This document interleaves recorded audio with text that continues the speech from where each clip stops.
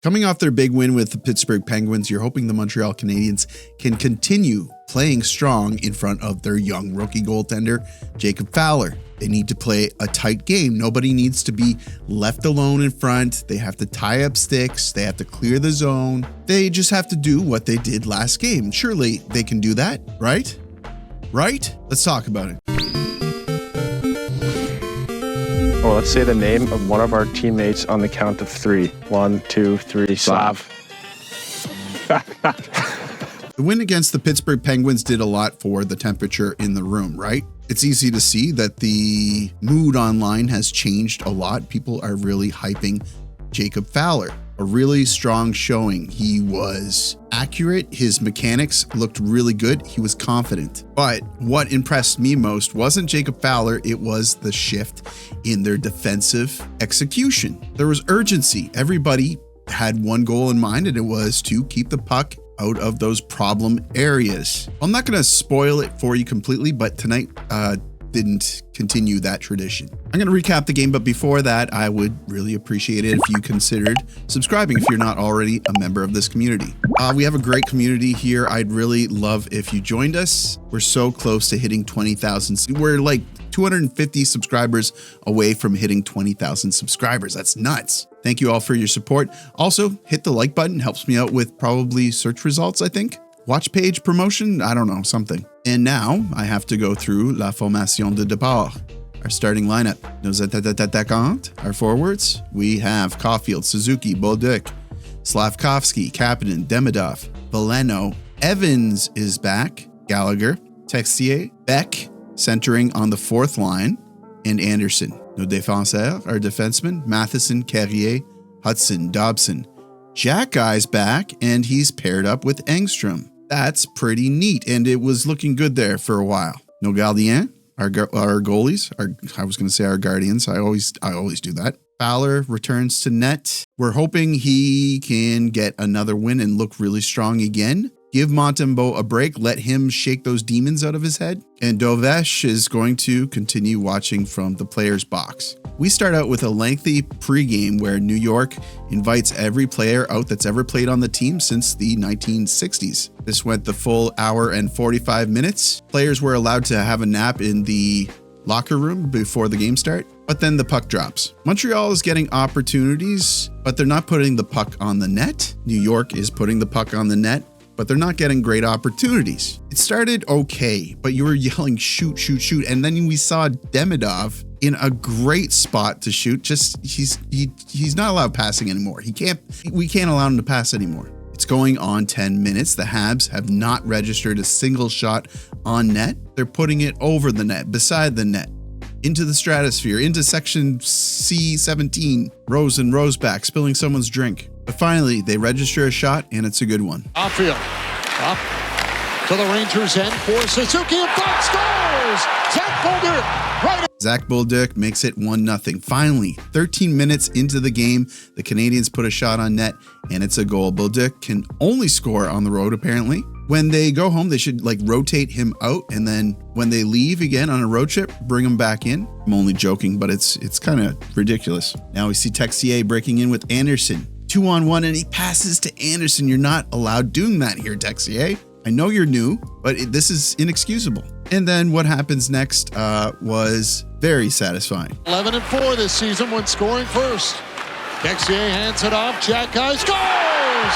Arber Xhekaj shot get. Arber Xhekaj breaks his drought. 2-0 for the Montreal Canadiens. Texier redeems himself from the pass to Anderson by putting this on Arber's stick, and he finds the back of the net. It's a great shot with a big screen in front. He just had to find the net, and he did. Great shot by Xhekaj. I've said before, he's able to put shots on net from the back. He has a good shot, and he's got a heavy shot. I'd really, it's probably his minutes, and his zone starts that hurt him. But I feel like he should be able to score more goals, honestly. So off to a pretty good start. Usually, what happens is they get 2 goals and they lose the lead, and they have to go to overtime to either win it or lose it heartbreakingly. As it go off his skate, Nakanainen tried to work it out. Veleno blocked it. Jake Evans on it, scores! Jake Evans. No, Jake Evans scores 3-0. Surely up by 3. They're not going to blow the lead up by 3, are they? And oh my God, I just realized Veleno got a point on this one. He's heating up. Now we see Hutson go to the box on a weak interference call here. You just got to think that this is, game management by the Zebras. They want, an exciting game. So maybe put the home team on a power play. And you're just hoping that the Habs rise to the occasion and kill this one off. But they don't. Stopped at the line. Xhekaj can't get it out. Cuylle on it. Little Cuylle goes to the net. Xhekaj in front, trying to kill. Laba, 3-1. That was rough for Xhekaj. He doesn't force the clear here when he had the opportunity. He gets powered from behind. And then when the puck squeaks in front of the net, he stops the puck in front of the net and then flees the scene. So he kind of pulled a little bit of a prank here and burned his goodwill that he got from his goal. I hate when there's a weak call and you get punished for it, but it happens all the time. So we move on. Now we see Panarin get pulled on a partial break.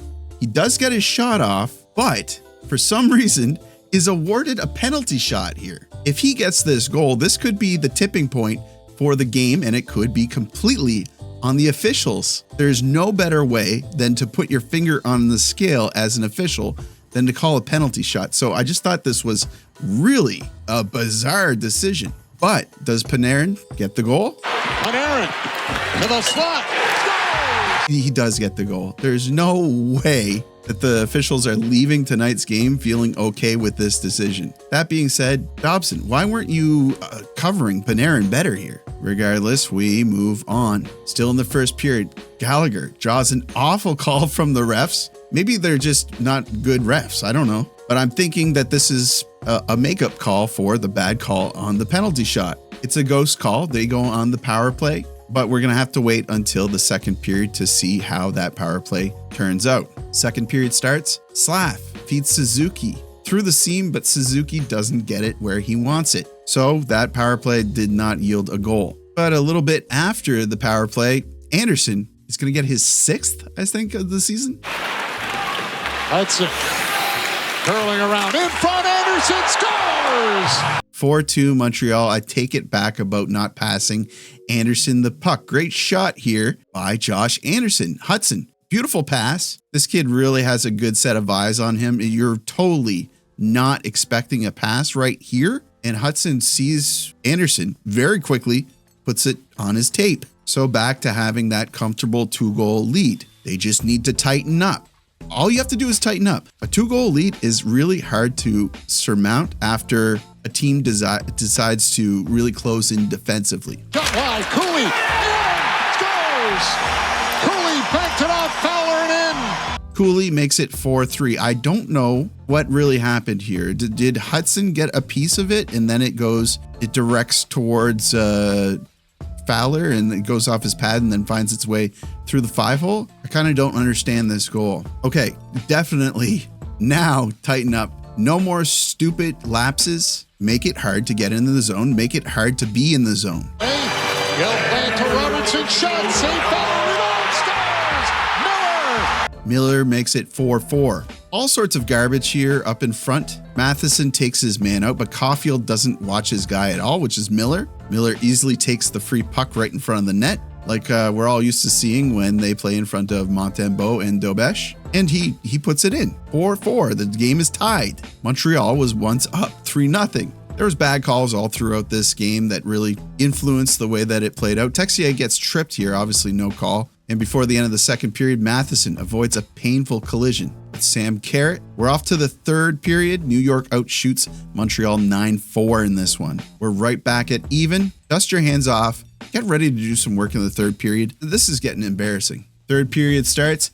Sam Carrick makes it 5-4. Fowler doesn't like the look of this. It goes off the backboards, and initially they call it a goal, but they convene, call it no goal, and send it to Toronto for review. Turns out it was very obviously kicked into the net. It doesn't count. They reverse the goal, and we're tied again. We see Xhekaj making Laba kiss the boards, and then Suzuki looking 5-hole on Shesterkin as we're getting close to the end of regulation. I wanted to highlight this. Matheson does a great job clearing the puck here, without a stick, but then Carrier ices it. So they're having to take a draw in their zone right before the end of the third period. It would be a heartbreaker if they scored here. And they win the draw. But the Canadiens survive it. Dobson tees up in the O zone. Veleno sends it into the rafters. So now Montreal has an opportunity to take a scary face-off in the offensive zone right before the end of the third period. Martin St. Louis calls a timeout for this important face-off, rest his guys, but they don't do anything with it. Fowler is all smiles heading into OT for his first time in the NHL. Still confident, even after letting in 5 goals. Technically 5, but no, actually technically 4. Never mind. What am I saying? And I do have to say, like, it's the same old stuff, right? Those 4 goals, everybody's butts were out. You would have liked Fowler to find a way to stop one of them, but that didn't happen. So we start OT and the Rangers win the faceoff. Kapanen with a great opportunity and decides to take another run at it, but is tripped. There's no call on the play. So the message is, I'm not going to call that trip. It's overtime. Sometimes overtime feels like the playoffs. They're going to let the game play out. We're not calling penalties. You got to be hard on the puck. You got to be hard on your opponents. If you're getting tripped, you fall, you get right back up. If you're getting a weak hold, you're moving through it. So I'm fine with that, but the Rangers regain possession and they go back the other way. Evans draws Panarin and Panarin is getting into the danger zone. Evans gets his stick up into Panarin's hands and the official's arm immediately goes up. Are you kidding me? I'm completely baffled with the officiating in this game. It's another one of those games where the officials, maybe they had aspirations to be players or something, and they say, I want to play in the NHL, so I'm going to influence these games. It shouldn't be like this. It looks really, really bad, especially with all those scandals that are going on. Anyway, they go on the power play. Miller scores 5-4, another game where the officials heavily put their finger on the scales. But you can't be too mad about the loss. You can, however, be mad about the big defensive problems that were in play again tonight. What's going on, guys? Get your heads in the game. You know how to do it. We just saw it. Do what you did in the game against the Penguins. You know what to do. You just did it. Anyway, that's going to do it for me, guys. Thank you so much for watching. I'm bummed out. It felt like this could have been like the way out, and it just didn't happen that way, right? Onwards and upwards, they play the Oilers tomorrow night. I really hope that you guys tune in to watch that recap. I'd really appreciate it if you would. And I hope you guys have a good night. I'll talk to you again tomorrow. So take care, everybody. You know what to do. Hit the like button. Helps me out with search results or something. Subscribe if you're not already subscribed. I'd love to have you. And as always, I will see you down in the comments.